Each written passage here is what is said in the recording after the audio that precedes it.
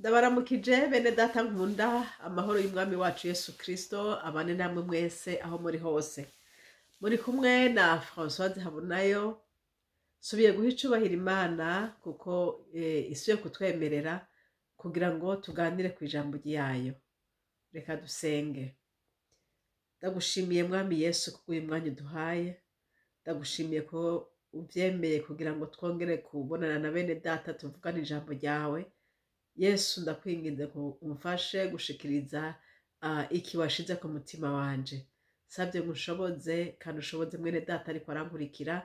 Yesu Kristo ico wagombye kumubarira acumve, kandi Mana wiheshe icubahiro. Mpwemu yera aherekeze iri jambo, asobanurire bose, nanje amfashe kurutanga nk'uko warishize ku mutima wanje.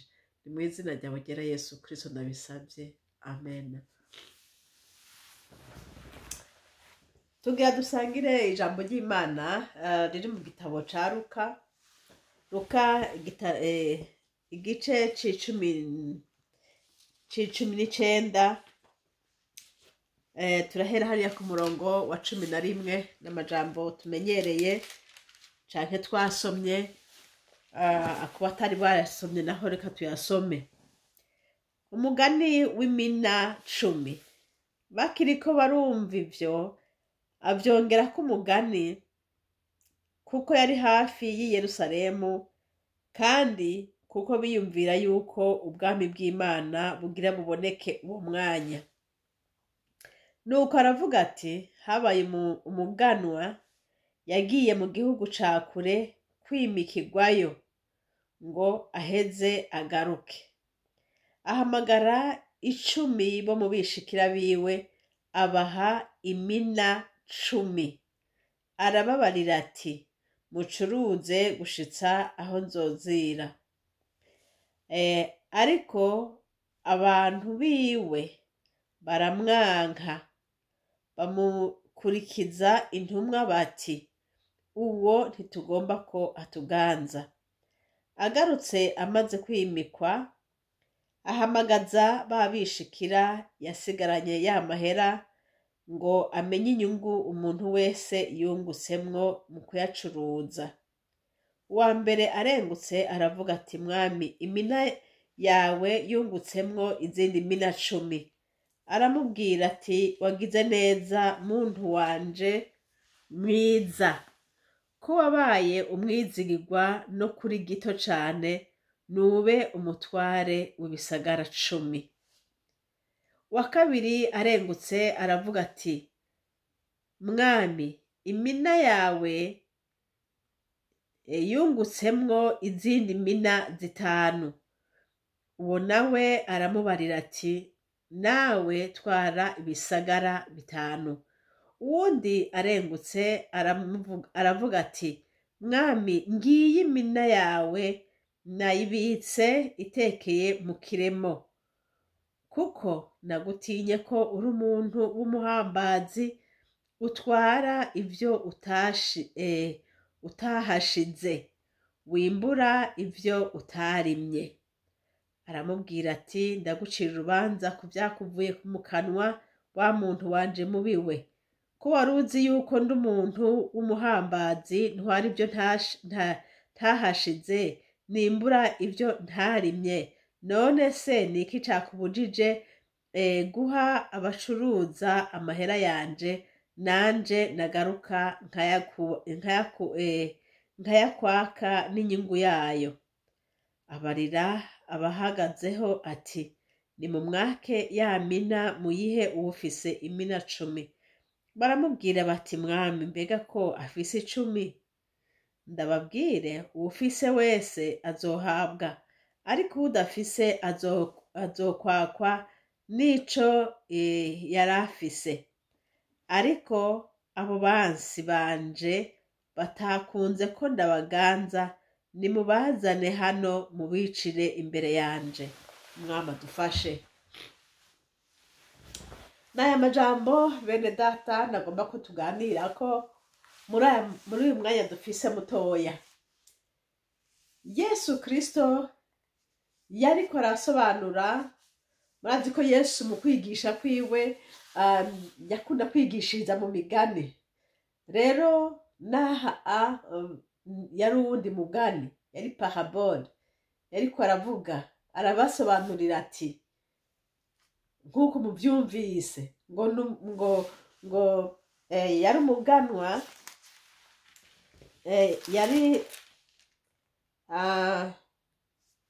ngo yari iki ku murongo w'icumi na rimwe ngo ku murongo w'icumi na kabiri plutôt ngo habaye umuganwa, yari umuganwa, ngo habaye umuganwa yagiye mu gihugu ca kure kwimikirwayo. Umuganwa yagiye kwimikirwa mu gihugu ca kure, hanyuma agiye ngaca arabaza ati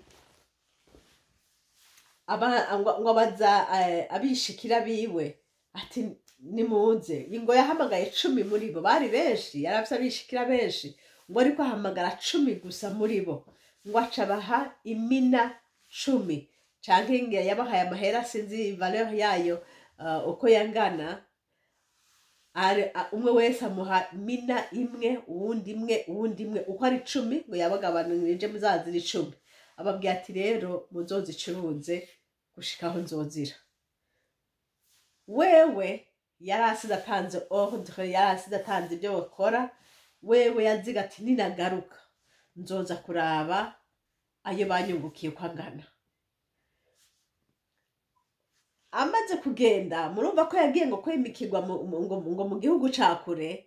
Ngo rero hari abandi bantu batamushaka, ngo baca batuma nabo delegation yindi mu nyuma ziwe, ngo genda mubabwire yuko ntitumushaka. Ya delegation yagenda nkaho bagiye kubuza ati ntimumwimike, ntitumushaka, wo n'umuntu mubi. Ariko byabapfuye kubusa, ntibashoboye kubuza ico gikorwa ko gikorwa. Yari yimitswe, hanyuma aragaruka. Agarutse ashika abaza ati nyereka turabe, mwe wese nampe ibyo namuhaye, nabe ibyo yungutsemo. Uwa mbere mwumvise ngo aciye amuha yayindi imwe, avuga ati databuja wampaye mina imwe, none nayungutsemo izindi 10. Aca avuga ati wa muntu wanje mwiza we, ko wizigiwe kuri ibi, nawe ndaguhaye kuganza ibisagara 10. Yaranezerewe, yizigiwe kuri bike, ariko aciye amuha kuganza ibisagara bizima, kubera yerekanye yuko ashoboye. Uwundi ati wampaye imwe, nonehe nanje nakoze naronse izindi mina 5. Nawe ati nawe nyene wa muntu wanje mwiza we, ati ndaguhaye kuganza ibisagara 5 nawe. Haza uwundi umwe, uwundi nawe bambe wa gatatu, aramubwira ati jewe nyakubahwa, mina wampaye narayibungabunze pe, narayibika hadata kugira ngo niyo waza nzoyiguhe. Jewe ntabwo nayishurubujije, ahubwo narayibitse kuko nari nzi ko uri umuntu mubi, ubazi yo mana, ngo wimbura ibyo utateye, wegeranye ibyo utwara n'ibitakuraba. Mu yandi majambo yavuze amajambo mabi cane, agomba kumwagiriza ko ari umuntu mubi. Maze gusoma aya majambo nashembwa ngira ngo nawe nyene yari kumwe na babandi batagomba ko yimikwa, kuko umutima we mubi yari afise, ayo mutima uteye ubwoba. Ariko Bibiliya ntaco yatubwiye koko yari kumwe n'abo bantu. Mugabo uravye ukuntu yishuye, niho uca ubona uti n'uyu ntiyamukunda. Rero amaze kuvuga ibyo, Yesu acavuga ati ndaguhana bikurikiye ibyavuye mu kanwa kawe, ko wari uzi ko n'umuntu ko naka ibyo ntatanze, kubera iki utari kubikora kugira ngo ninza umpe n'ibyo nabyo, naho ko wari uzi icyo ngomba, kubera ko utabikoze. Hanyuma ngo Bibiliya tubana ngo baciye bamwaka ngo iyo mina bayiha uwundi afise. Hama ba bantu nabo batagomba ko abaganza, ngo aca arababwira ati nimubazane. Nimubazane kuko batashatse ko nabaganza, kuko ntibikunda ko nobaganza, ahubwo nimubazane rero mubice kugira ngo bamvireho umwanya nje kuganza nabo babe batahari. Baca barabazana ngo babicira imbere yiwe. Aya majambo bene data atubwira iki? Aya majambo Yesu yariko arabigishiriza, yigisha aba bantu, ababwira ku by'ubwami bw'Imana, kuko bobo ngo bari bazi yuko ubwami bw'Imana bugira buze muri uwo mwanya. Ariko wewe uyu mugani yabahaye byaboneka ko ariko arababwira canke procedure ingene ubwo bwami bw'Imana buzoza, ingene bizogenda, ingene buzoshika. Niho yaciye abacira uyu mugani rero. Uyu mugani uravye neza usanga uvuga kuri Yesu ubwiwe. Yesu ngo yagiye kwimikwa, yimikirwa mu gihugu ca kure. Hanyuma ngo abishikira biwe canke abakozi biwe mina kugira ngo basigare barayicuruza. Yesu hariho ico yaduhaye, agakiza yaduhaye, yarakaduhaye kugira ngo tugacuruze twunguke.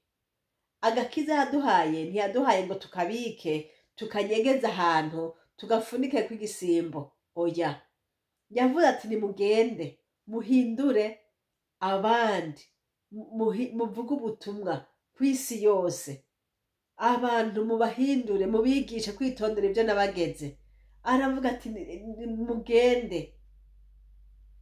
Imana ishimwe. Yavuga ati nzogaruka kuraba uko mwakoze, umwe wese azotanga raporo y'ibyo yakoze. Nshuti nkunda, umva ndakubarire, Kristo Yesu arabizi ibyo yakuhaye, arabizi ibyo yashize muri wewe, arabizi ibyo nyene ufise ingene ushaka kubikoresha n'abandi bagakira ku bwawe. Arabizi ingene agomba guhagarara muri wewe kugira ngo akize isinzi n'isinzi ry'abantu. Nuko rero nawe umenye, ube disponible, ukore uko data ariko arakugombera ko wokora. Yesu si wazoza kukubarira ngo genda hajya akora gutya. Wewe yaraguhaye, ufise ubwo buzima bwa Kristo muri wewe, ufise Yesu Kristo aba muri wewe, canke ufise iryo tara muri wewe. Nahawe kugenda uramurika aho uciye hose kugira ngo abandi babone uwo muco baze kuri Kristo. Ugenda urabamira imbuto, nabo bace bahindukira bahanze bizere uwo mwami wizeye. Hari igihe umuntu avuga ati mbega najewe novuga ubutumwa, mbega najewe nogira ico nkoze mu bwami bw'Imana. Ego cane urabishoboye kugira ico ukoze, kuko nawe urafise ico Kristo yaguhaye, kandi urafise abo Yesu yagushize iruhande. Niba uri umuvyeyi muhira, hariho abo Yesu yagushize iruhande. Uyo mugabo muri kumwe canke uyo mugore muri kumwe n'abo bana muri kumwe nibo ba mbere Yesu yagushize iruhande, werera imbuto ukabereka inzira nziza y'agakiza. Kuko muzosanga abana benshi bimita bakurikira ibyo abavyeyi bababwira canke ibyo bababonana. Kenshi uzosanga uri umuntu ukunda gusenga n'abana batonye bagukurikira basenga. Kenshi uzosanga naho uri umuntu w'ingeso zindi, izo nyene ufise nizo n'abandi bana bawe bazogira, kubera yuko ibyo ukora nibyo abana bakora. Niba uri umuntu ukunda gutamba umuziki muri salo cyangwa ukunda kugira ahantu, uzosanga n'abana barakwigana uko nyene uhora ugira. Muri iri jambo uko ubayeho abana bawe uriko urabigisha, bazokura bamenya nabo nk'uko uriko uragenza. Simvuze ko ari uko vyama, hari igihe umwana ageze amaze gukura ingeso arazita amaze gukura hari igihe abivamwo, ariko uko bimeze kose wewe uko biri kose ntihagire ingeso mbi abana bo kwakira babikuye kuri wewe. Imana idufashe. Urashobora kwera imbuto, urashobora gucuruza izo mina Imana yaguhaye mu kazi ukoreramwo, canke mu bantu mugendana, canke aho hose uri, kuko Imana irabizi niba ufise agakiza ka Kristo Yesu muri wewe. Abandi bakeneye kuvyumva bariko barakumva uriko uravuga, abandi bakeneye kubibona bariko barabona ibyo uriko urakora, abandi bakeneye kubibona mu nyambaro, abandi bakeneye kubibona mu buryo bwose, bakeneye kubona bati uriya muntu ari mu imbuto y'Imana. Ariko niwagenda ukayinyegeza gusa ukavuga ngo jewe narakiriye Yesu ari mu mutima wanje, nta bindi sinkeneye kubwira abandi butumwa, ekaye ndakubwire mwene data, Yesu azoza kukubaza. Kandi umenye uyu mugani ni Yesu yawuciye. Yesu arinze avuga ikintu ni ukuvuga ko yarazi icyo ariko aravuga. Wewe niye waza gupimbirwa ibikorwa wakoze, umenye ko Yesu azokubaza. Uyu mugani utwereka ngene umuntu azobazwa n'Imana ico yabwiwe gukora.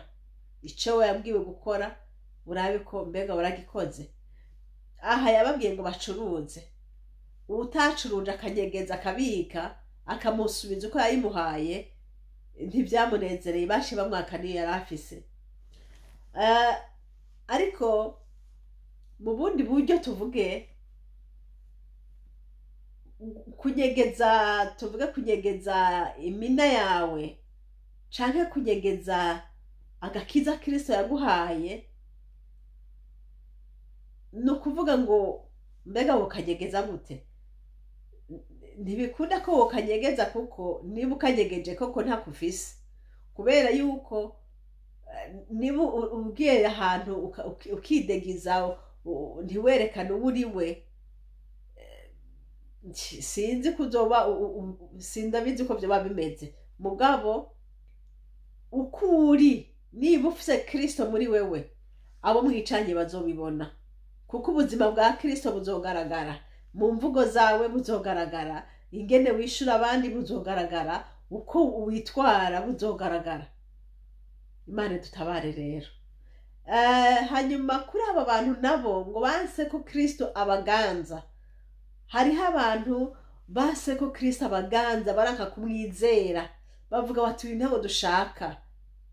Muribuka na cagihe ku musaraba, canke cagihe bamujana kwa Pilato bariko baramurega, hariho abandi bavuze bati mubambe mubambe mubambe, ntitumushaka mubambe. Ariko nta caha yari yakoze cyo tubyabambwa, kandi nta kibi yari yakoze bari kumwagiriza, kuko Kristo Yesu aho yagenda hose yagenda agira neza, yagenda akiza abagwaye, yagenda atabara abarushe, yagenda aho Yesu ashitse hose yavuga amahoro. Ariko abantu bo b'imitima mibi badashaka ko baganza, bavuga bati mubambe. Ariko Yesu nta camubuje kuba umwami.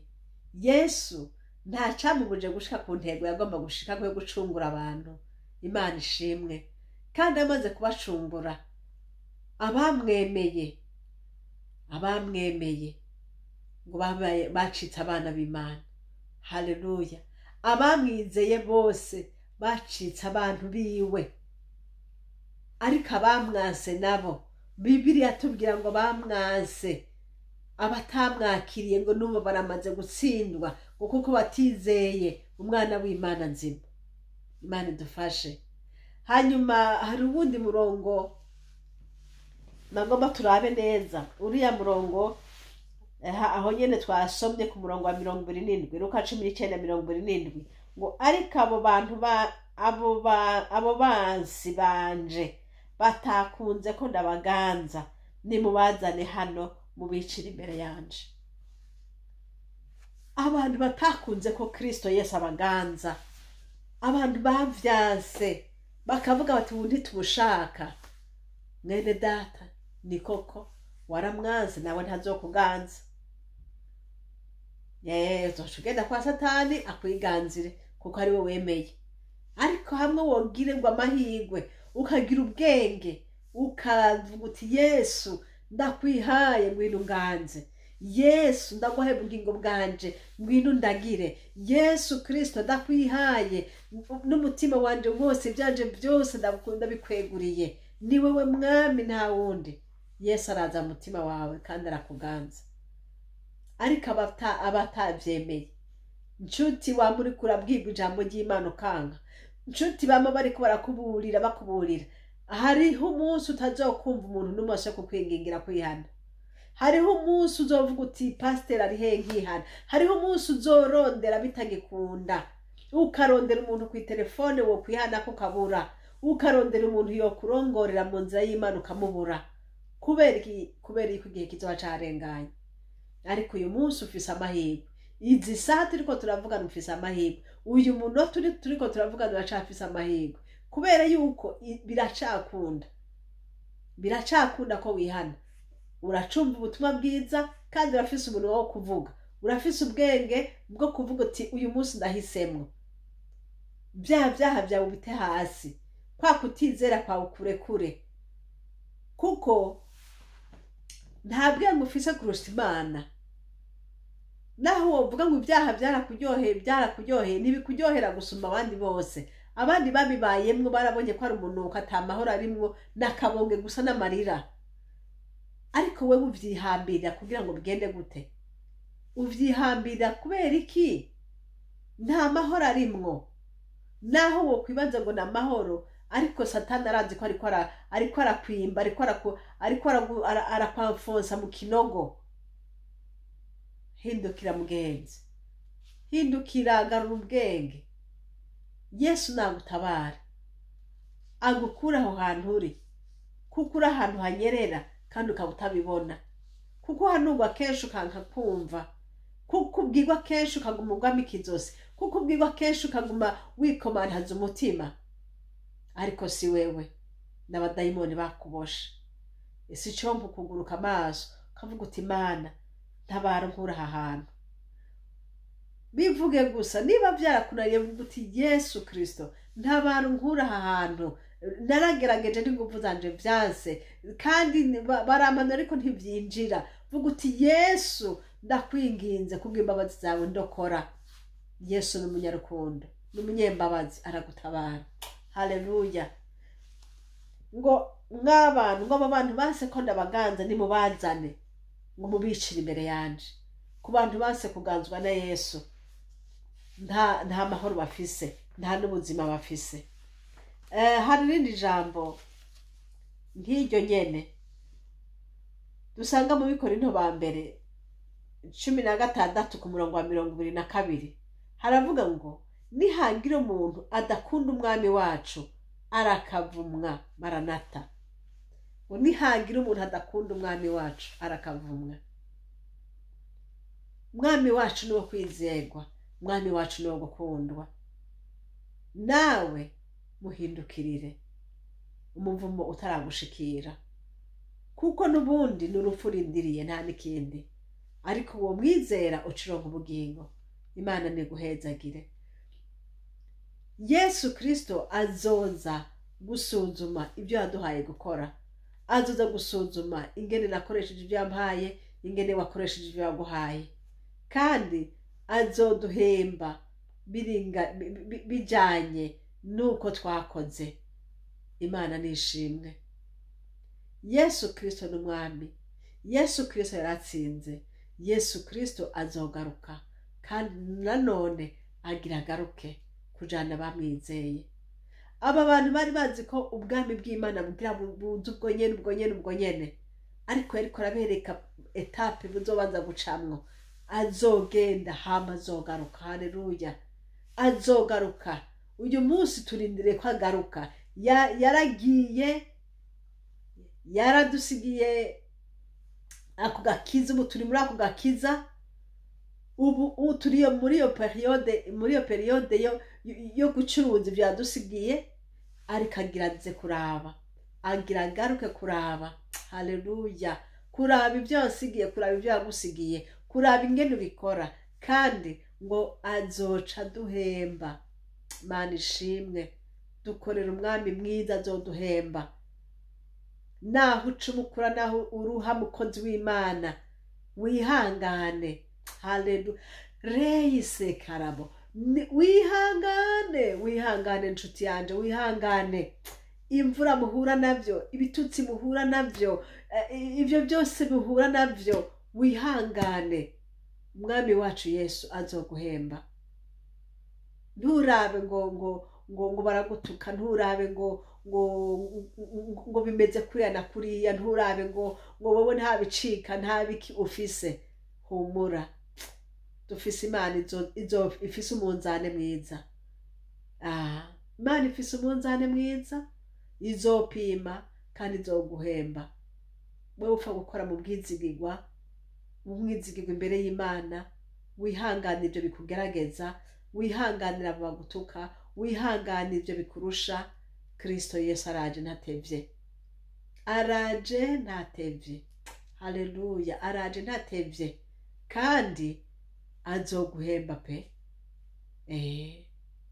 Ariko niwe ngenda ukamera nk'uyu muntu, ngo narinzi kuri umuntu mubi, ngo uri umuntu ngo yavuze amajambo akomeye cyane. Ku murongo wa 21, ngo kuko nagutinya kuri umuntu w'umuhambazi, utwara ibyo utahashize. Ni gute avuga ngo atwara ibyo atahashize? Ngo wimbura ibyo utarimye. Wobwira umuntu w'ubushefu wawe ngo wimbura ibyo utarimwe? Umuntu yagusiganye ibyo ukora. Ni ukuvuga rero wamuteye akagere kudakora ibyo yakubariye. Abantu batumvira sebuja nabo bafise igihano cabo. Nutumvira sobuja, wundi wokumvira nende? Wihaye guhangarana na sobuja, ubu urindiye ko bigenda gute?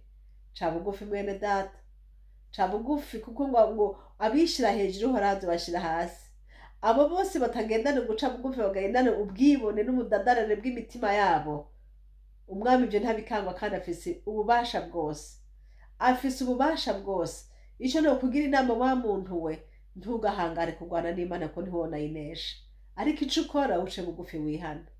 Ukora uko yakubwiye. Ugira umutima wiyoroheje. Nivyo vyiza. Nuko rero umwami Yesu Kristo aduhana umugisha bene data, tumenye ko Yesu wacu agiraze gupima no kuraba tuzotanga raporo y'ibyo twakoze, kandi data azobisuzuma kuko afise umunzane upima neza. Haleluya. Afise ijisho riraba, afise ubwenge butahura neza. Umwami Imana ntajya arushwa ngo have uvuga ngo heraba ngo byagenze gutya, ngo kubera nari meze gutya, ngo kabyari meze gutya. Oya, humura, byose arabisobanukiwe. Nuko rero umwami Imana aduhana umugisha, dukore tutiziganya, tuzi neza yuko umwami wacu azoza kutubaza ibyo yadusigaranye. Imana yo mwijuru ibahezagire mwese. Mwari kumwe na Françoise Habonayo.